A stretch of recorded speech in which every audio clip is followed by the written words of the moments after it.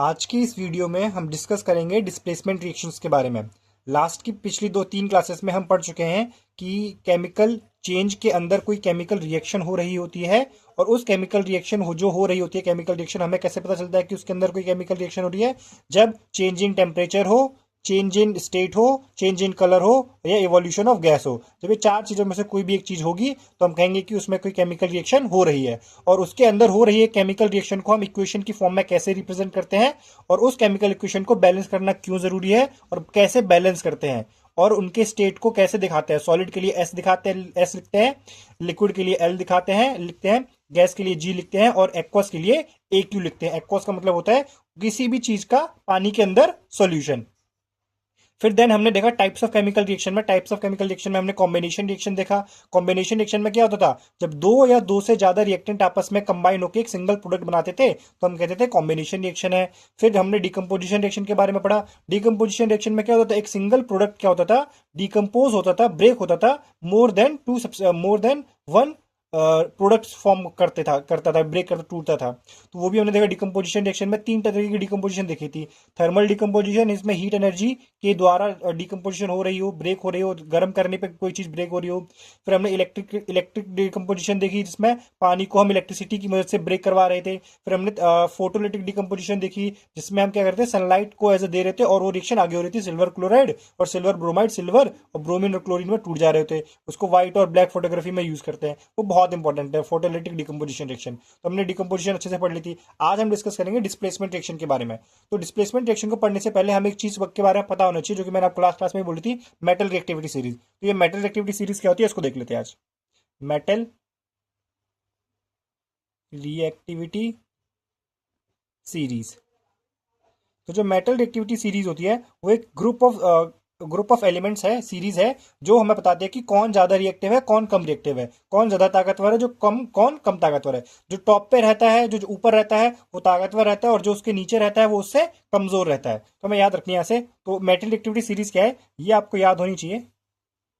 तो हम सबसे पहले हमने ये निकाल रखी है अपनी केमिकल रिएक्शन से। पोटेशियम होता है पहला, potassium, sodium, calcium, magnesium, aluminium, zinc, iron, tin, lead, hydrogen, copper, mercury, silver, gold, platinum. ये हैं हमारी metal reactivity series in decreasing order. क्या है ये? डिक्रीजिंग ऑर्डर है। डिक्रीजिंग ऑर्डर मतलब ऊपर से नीचे डिक्रीजिंग ऑर्डर है, डिक्रीज कर रही है रिएक्टिविटी सीरीज।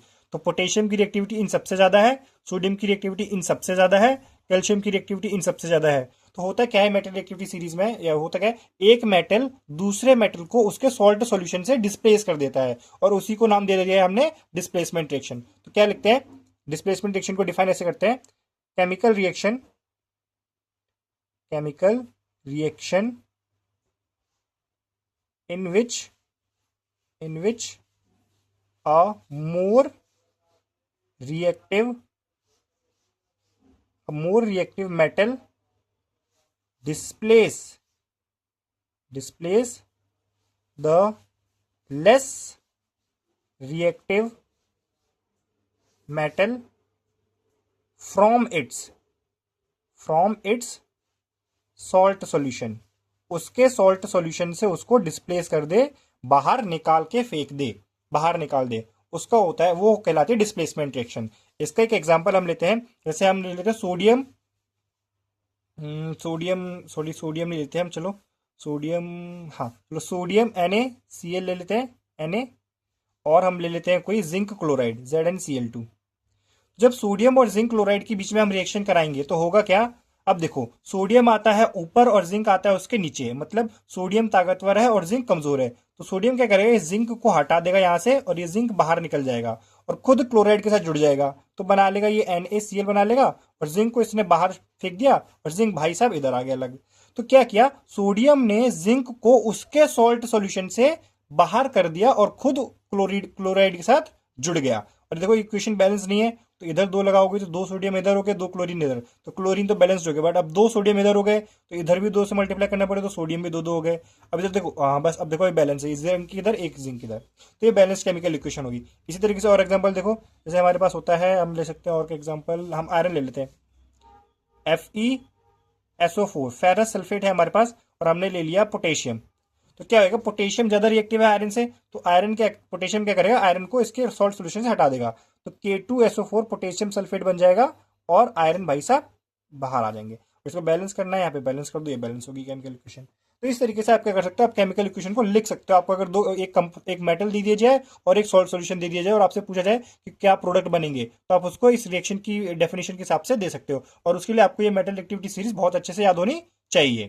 तो ये डिस्प्लेसमेंट रिएक्शन है, क्योंकि क्या किया, सोडियम ने जिंक को उसके सॉल्ट सॉल्यूशन से डिस्प्लेस कर दिया, इसीलिए इसका नाम पड़ गया डिस्प्लेसमेंट रिएक्शन। जब एक ज्यादा रिएक्टिव मेटल एक लेस रिएक्टिव मेटल को उसके सॉल्ट सॉल्यूशन से डिस्प्लेस कर दे, वहां से उसको हटा दे, इसीलिए इसका नाम पड़ा है डिस्प्लेसमेंट रिएक्शन।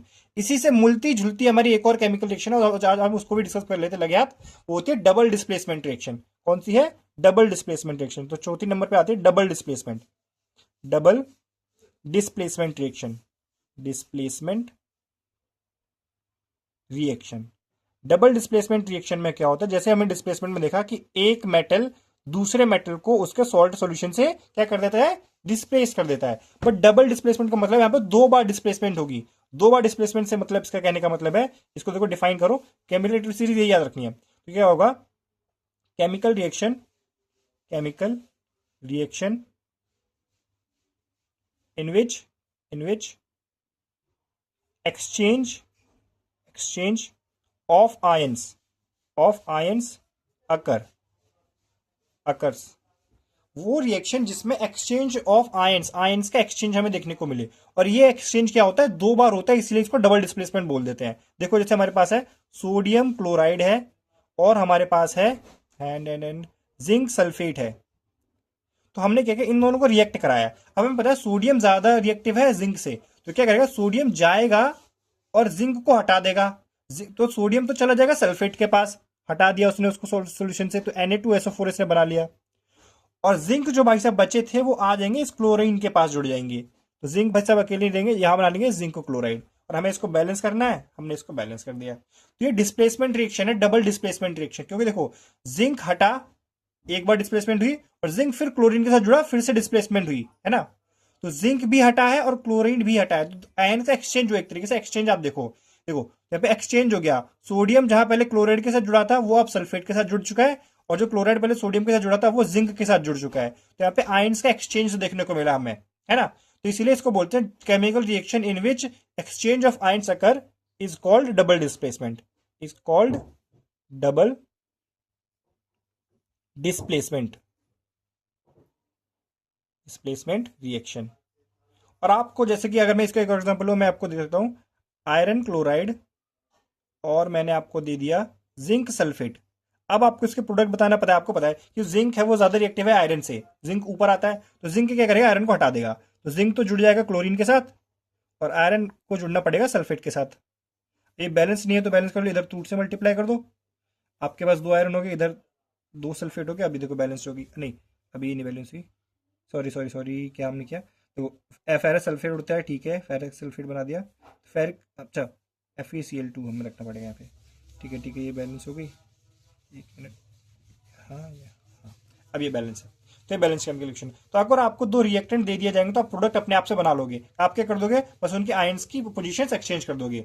जब पॉजिटिव आयरन जुड़ा था, आयरन को पहले सल्फेट के साथ जोड़ दोगे और जिंक को क्लोराइड के साथ जोड़ दोगे। बस आपको यही करना है और यही याद रखना है। तो आपको जो डिस्प्लेसमेंट रिएक्शन है और जो डबल डिस्प्लेसमेंट रिएक्शन है, दोनों रिएक्शन आपकी क्लियर हो जाएंगे अगर आपको ये मेटल एक्टिविटी सीरीज अच्छे से याद हो जाए।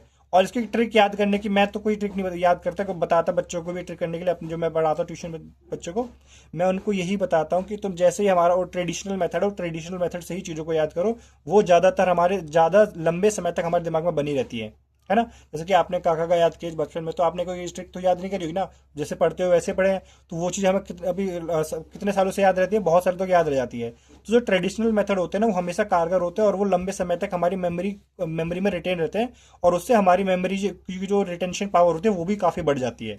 तो मैं तो सजेस्ट नहीं करता अपने स्टूडेंट्स को कि वो किस ट्रिक का इस्तेमाल करें। मैं तो बोलता हूँ उनसे कि जो भी चीज़ें मैं बता रहा हूँ उनको as it is traditional method, जैसे हम रट्टा मार मार के करते हैं, वैसे याद रखो। और उससे क्या होता है, हमारी मेमोरेशन रिटेंशन पावर बढ़ती है, और उससे एक फायदा और होता है कि वो चीजें हमारे दिमाग में लंबे समय तक रहती हैं। नहीं तो बच्चे क्या करते हैं आजकल, ट्रिक सीख लेते हैं और ट्रिक से क्या करते हैं, फिर वो ट्रिक्स ही भूल जाते हैं बाद में, क्योंकि बहुत सारी ट्रिक्स उनके दिमाग में चल जाते बनी रहती हैं। तो इससे बढ़िया तुम बेहतर है कि तुम ट्रिक को याद ना करो, तुम ट्रेडिशनल मेथड से रट्टा मारो और इसको याद कर लो अच्छे से दिमाग में, और ये परमानेंट मेमोरी में तुम्हारे छप जाएगा। मैंने भी इसको 5 6 साल पहले पढ़ा था, मेरे को अभी भी याद है, और मैंने शायद पहले या दूसरी बारी पढ़ा हुआ 10वीं को प्रॉपर तरीके से।